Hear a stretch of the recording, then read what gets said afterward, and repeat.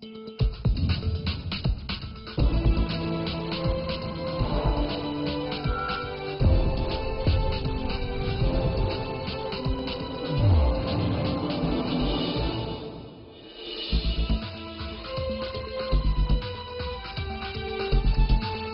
world has entered into a new era. Fake news can easily spread on social media, resulting in refashioned politics and convoluted news. And public trust in institutions like political establishment and media is declining, and making these institutions having an identity crisis. And with growing populism and online freedom, media and politicians are struggling to regain their credibility and ethics. So, where should the public go in a time of post-truth? And welcome to a special program of The Point to talk about media and politics in an era of post-truth. And today we have three guests in our studio to talk about this. Professor金灿荣, a professor from the School of International Studies at Renmin University. And also from Renmin University, Francesco Sisi, senior researcher at Center of European Studies, and also Anar Tongan, our current affairs columnist.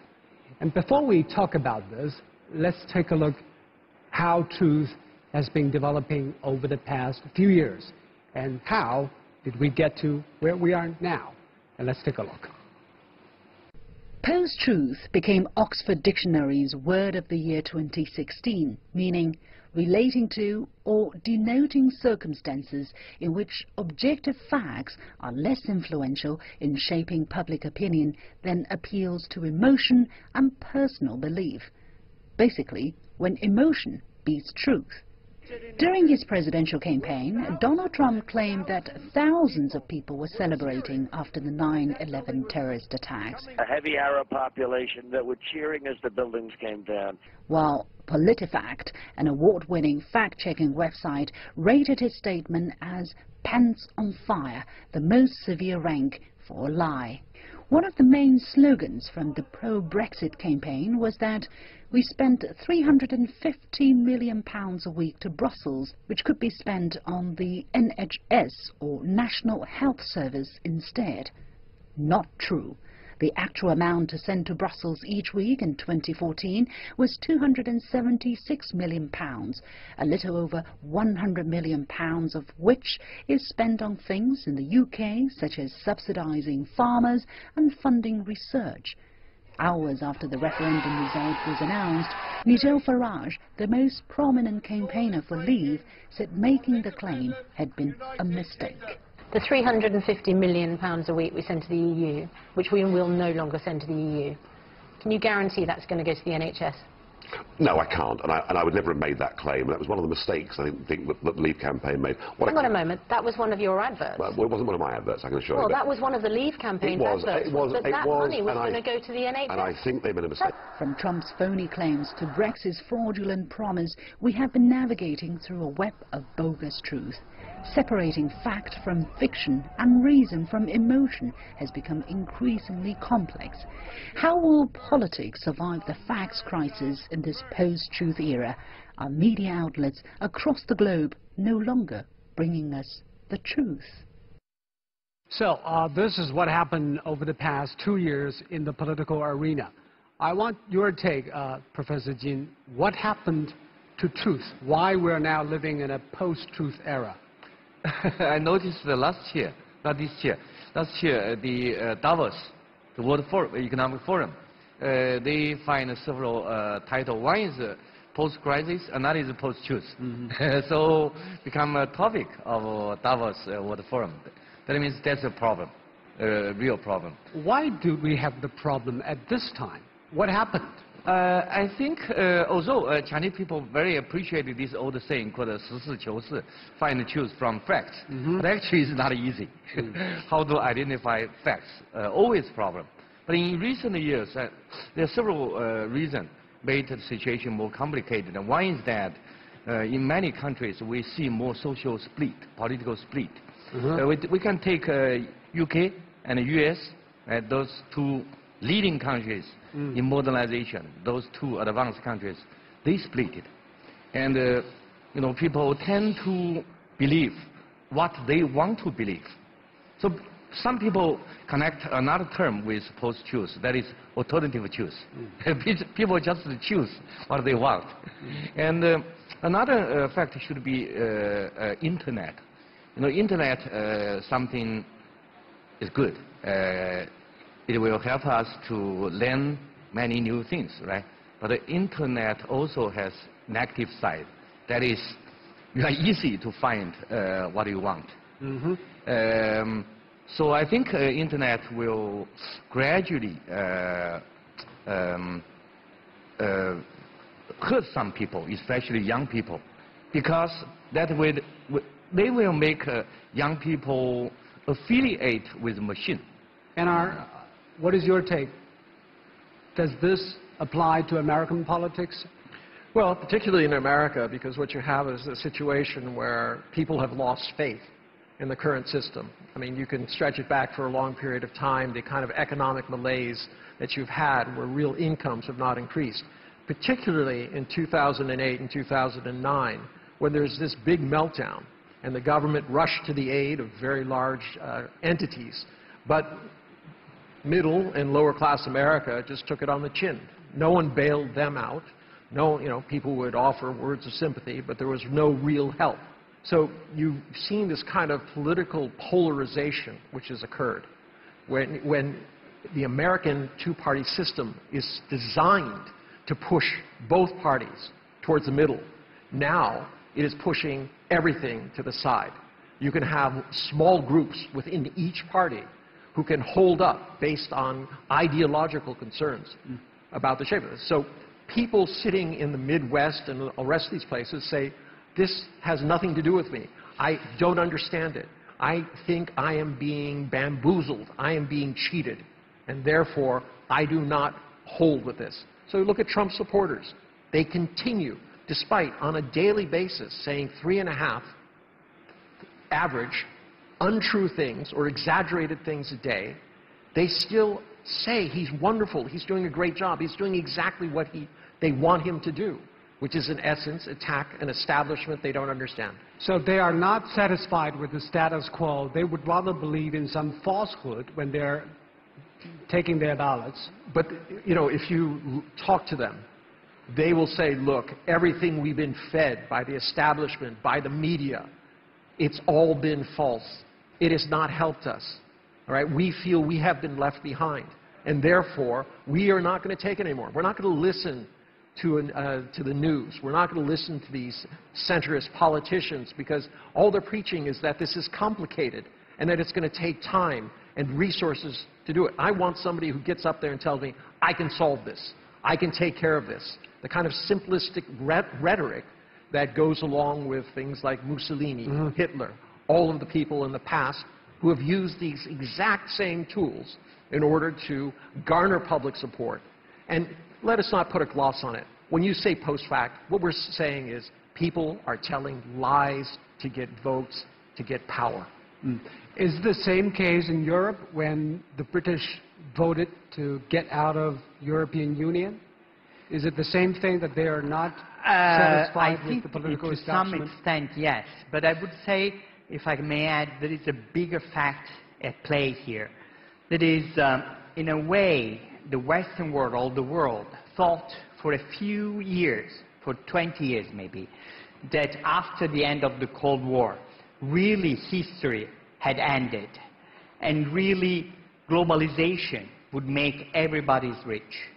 Eventually, the 2008 crisis proved that this was not true, that there was a polarization. Somebody got rich, somebody got poor. Things were not evenly distributed. So this is, I think, the end of one take of globalization. Globalization has come, the globalization we saw at the end of the Cold War has come to an end.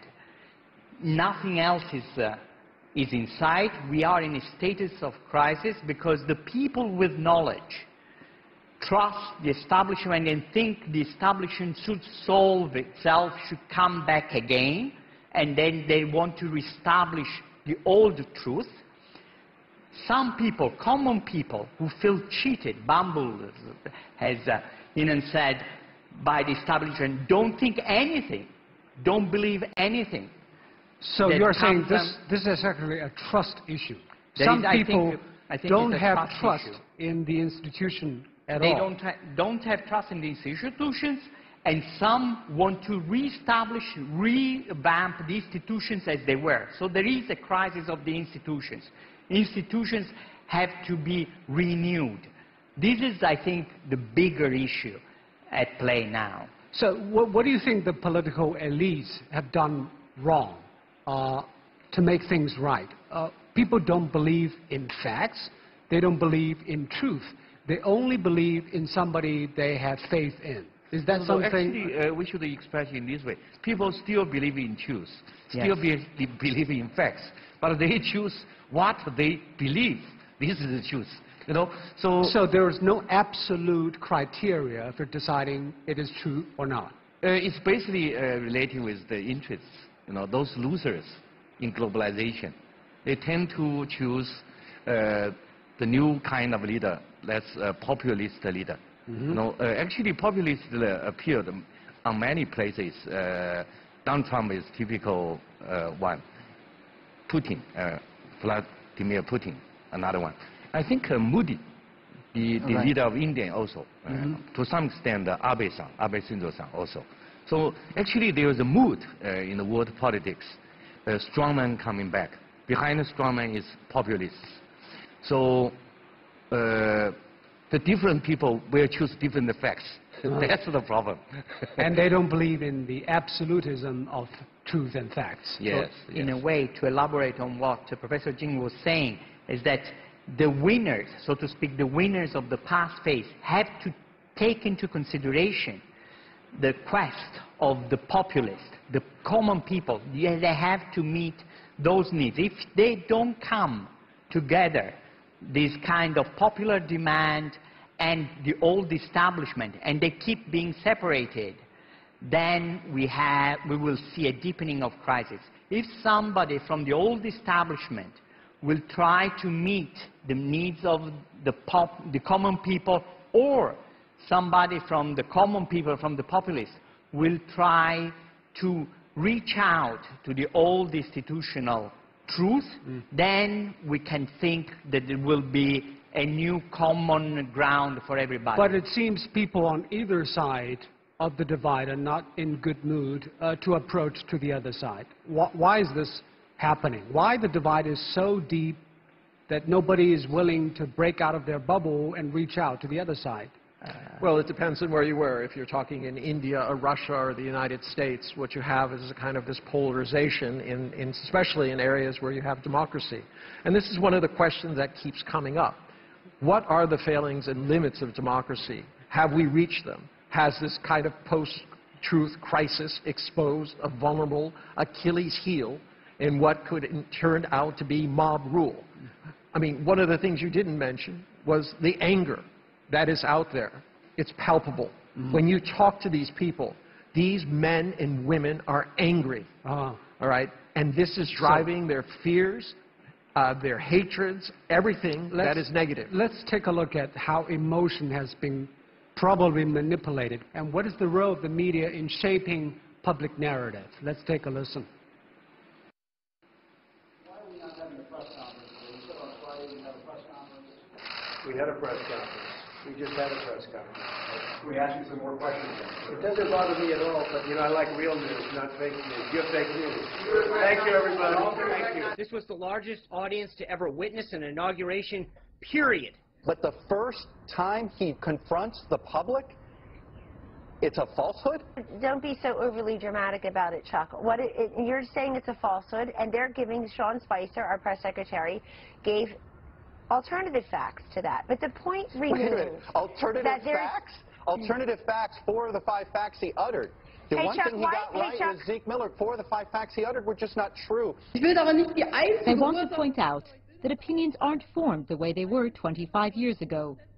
Today we have fake sites, bots, trolls, things that regenerate themselves, reinforcing opinions with certain algorithms. So a lot of finger pointing between politicians at both traditional media and social media. fake news, alternative facts. What do you make of the new terms in terms of media's behavior? I think media become a scapegoat. You know, the real reason is the social split. In my memory, in 1990s, that's the golden age of the West, especially the golden age of U.S. Economy is good, and the international influence get to the pitch. But now, the U.S. really facing problem. But when Donald Trump said that some of the news media are fake news, a lot of people believe in that. Yes. Or you think Trump is just manipulating the opinions of the public by using that term? I think because there are people in the U.S. society, many grassroots people, they, just like Taken said, they are angry, right? They don't trust the media already. Then Donald Trump take use of these facts for his partisan interests. So actually it's a interaction process.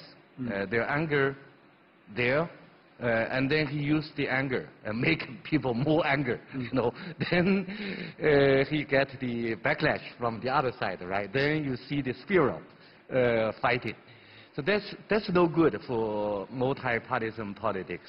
But Angela Merkel pointed out that there are social medias using bots and algorithms to really change people's mindsets and perceptions about the world. There are problems with social media because, of course, social media don't have a hierarchy. So news from People's Daily, New York Times, or My Voice are just equal. So because there are no hierarchy, like young people, Professor Jing's students, don't know which is which, and then it's hard to tell. But let me say something positive. It is not all negative. In France and Germany, for instance, we see that populist forces have been defeated. When Are you so sure? Macron was elected. When Macron was elected, there was a lot of fear that Le Pen could be elected. And Le Pen, Marine Le Pen, who was the hero of the populists, she was defeated. And also in Germany, yes, the neo-fascist forces are stronger, but still less than 10%. So, yes, what I mean, populist forces are there, they will be there, but they can be defeated. They are not doomed to rule us, provided the institutions can manage to have a proper answer. In France and Germany, they did it. In other countries, they did not. So we will see how things will develop. But with the accelerating development of social media, it is getting harder and harder for social media take up the responsibility of truth holder, is it? Yes, it is. I mean, today there was a recent move by Twitter to get rid of a Wisconsin Republican who had run for office unsuccessfully against Paul Ryan, and he was taking Cheddarman, which is this English thing that showed that it was a very dark person, and he was putting on the body of the woman who's going to be marrying the next prince of England. So, I mean, this kind of thing, they're doing it, but how do you do this? I mean, one of the issues that's confronting every single government is what is the Internet. At first, we thought it was going to be this broad superhighway that would connect everybody and everything, and that it would bring truth, because truth was at your fingertips. You could see it. You could source things. But as you pointed out, sources are all equal. It all becomes noise in there. China's answer has been a sovereign Internet, saying that we are responsible for what is created in China and what comes into China, that we need to guard our citizens against fraud, terrorism, against rumor, and things like this. Now, from the other side, there's this argument that's saying you're impinging on people's ability to speak, on the press freedom, on privacy. But there has to be some sort of meeting ground, or I'm not really willing to say, let's flip a coin.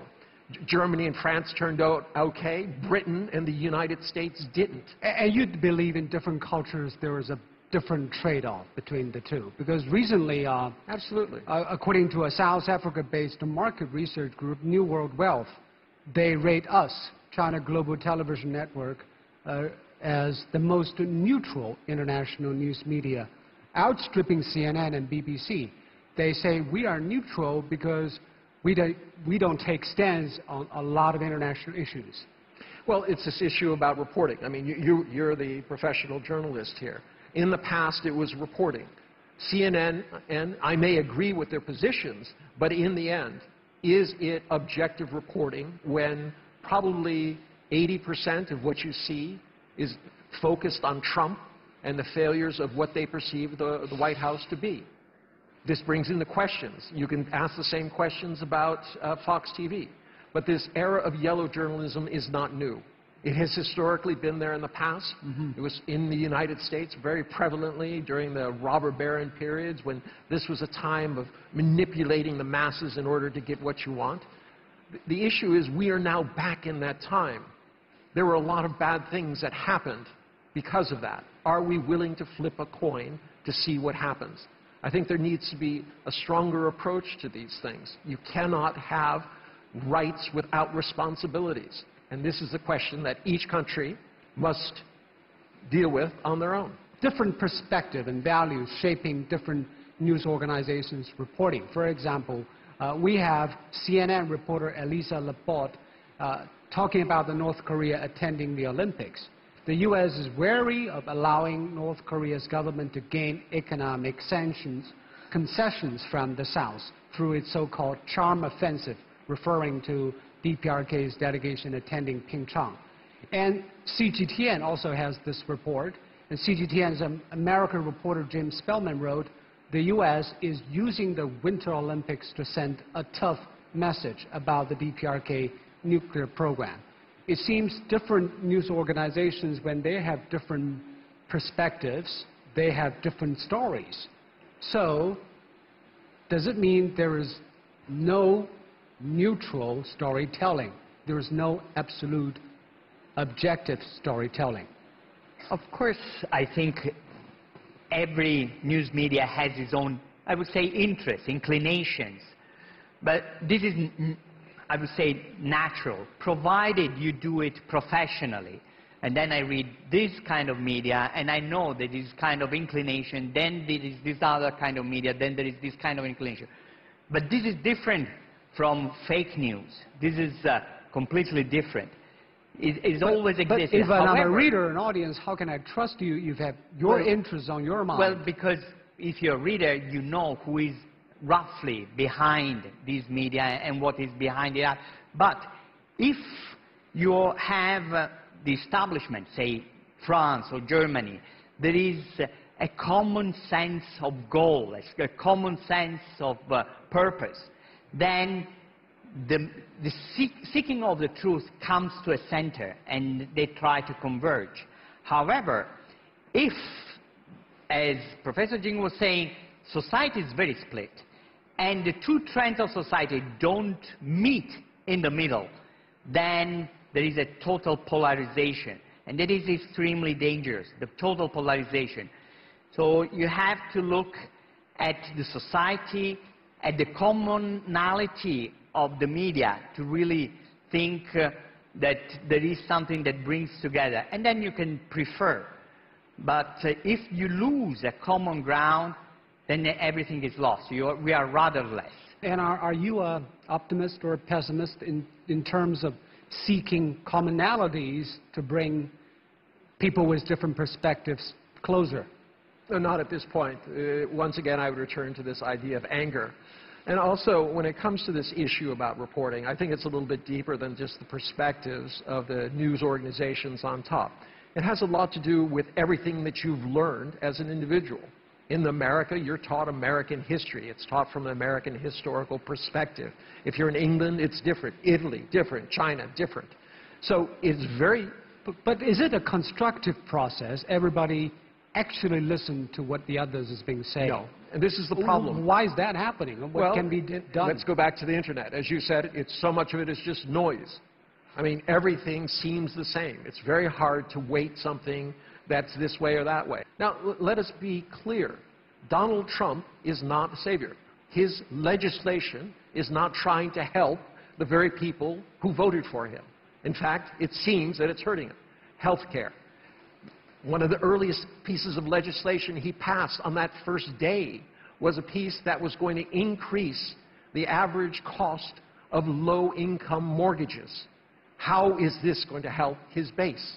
So the people who seize power based on the unhappiness of others do not assume that they're going to help those. But what do you think the general public or the institutions should do, and the media, to turn things around? Whether this is the right way that our world is headed. Professor Jin. I think media should take more responsibility. Media. You mean the established media? Yeah. Rather than social media. You know, looking back to the history, all the politicians want to use the facts in their favor, you know. So that's just nature, human nature. They want to use any news in their favor. So then it's very important to have a credible media organization. But with social split, with the coming of internet, the authority, the trust towards media is declining. So that's a very serious problem, not only for media organizations. What is your recipe? Society. What is your recipe? How can we do things differently? I have no answer at the moment. That's a big challenge, not only for media industry, but for the society. But for media, let me say something that actually, being in the media, when we were starting being a journalist, when we were supposed to report a news, whatever news, we had to have, of course, one source. And then we had to look up for a second source, at least a second source to back it up. But in looking for a second source, we had to look for a contrarian source. So we don't go just looking for something that confirms. But now it's just the opposite on social media. Nobody's doing that on social media platforms. The problem is that it is fast. 20 years ago, 30 years ago, you were supposed to file a story a week. So you had plenty of time to check, counter-check, and you didn't have to file a story unless you felt sure. So on your desk, you had maybe dozens of stories that were there, and you wouldn't file one. Now, it's just file. So no times for checking, it's all reactions. So what are we to do? The problem is, I think, that social media, they have to set up some kind of hierarchy. That is, established media should have some kind of privileged position. And people's ranting, a different kind of thing. Now, people's ranting has their value. There is a lot of good value. Of course, you have to sift through. I mean, you cannot just take. But if lots of people complain about these things, you have to take it seriously, with a critical mind. Very briefly. I'm going to disagree with my learned colleague. First off, there already is a separation. If you're reading Reuters or you're looking at Cgtn or some other established news organization versus Joe Blow with a very funny-sounding handle on his name, you know that there is a difference. But they don't trust them. It doesn't matter whether you trust them. The issue is actually CNN and groups like that. The fact that they are politicizing this news, that they're trying to drive it home, is what is in essence undermining the impartiality of the news. You need to have news that says, look, this is what he said, this is where he said it, all right? Here are the reactions of the people who were there, here are the reactions on the outside, instead of trying to draw it all together. Now, as a commentator, that's what I'm supposed to do. But as a reporter, I think you have a duty to put the facts out and separate them. You cannot put it all together. And this is what social media, unfortunately, has done. And it's getting more and more difficult in this time of social media. Well, running out of time, very fascinating talks. Thank you so much, Professor Jin, Francisco, and also Anar. Thank you. And you've been watching a special edition of The Point on CGTN. We've been talking about the role of media and politics in the era of post-truth. I'm Zoe Beijing. Thanks so much for watching. Goodbye.